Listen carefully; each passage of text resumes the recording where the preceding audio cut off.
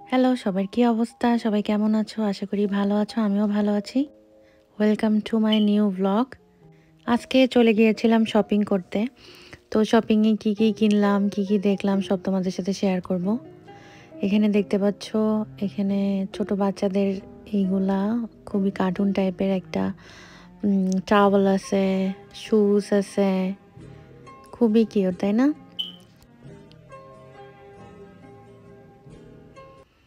তারপর চলে আসলাম একটু মেকআপ সেকশনে। আমার ওয়েট টিস্যু লাগবে এই জন্য, যেটা হলো মেকআপ রিমুভার। তো এখানে দেখতেছিলাম।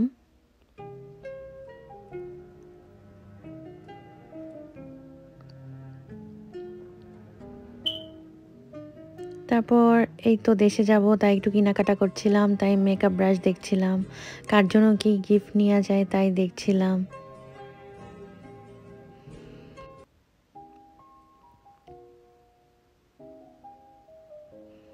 তারপর এখানে কিছু সিরাম ছিল।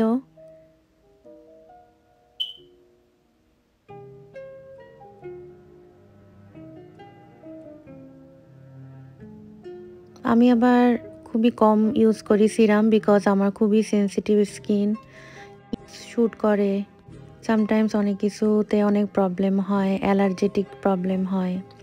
তারপরে এই সেন্টটা নিলাম, এটা আমার আম্মুর জন্য।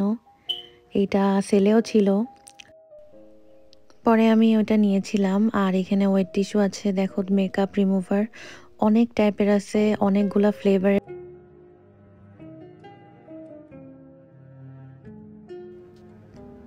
তারপর এখানে সব body wash, shampoo and soap. এটা দেখছিলাম, এটার স্মেলটা অনেক ভালো লাগছিল। এটা হলো উইন্টারের স্পেশাল সোপ।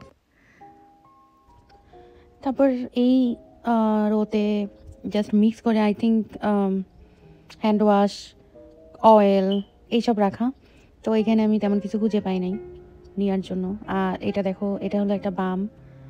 এটা হলো ওই যে আমরা বাংলাদেশে ইউজ করি না, যে কোনো কাইন্ডে মাথা ব্যথা হলে বা পেইন হলে যে বামগুলা, সেই বাম। তাই দেখছিলাম।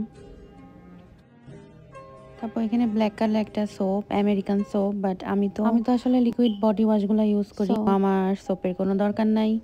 তারপর এমনি দেখছিলাম যে কেমন বা স্মেল কেমন। তারপর আবার চলে আসলাম স্কিন কেয়ারে।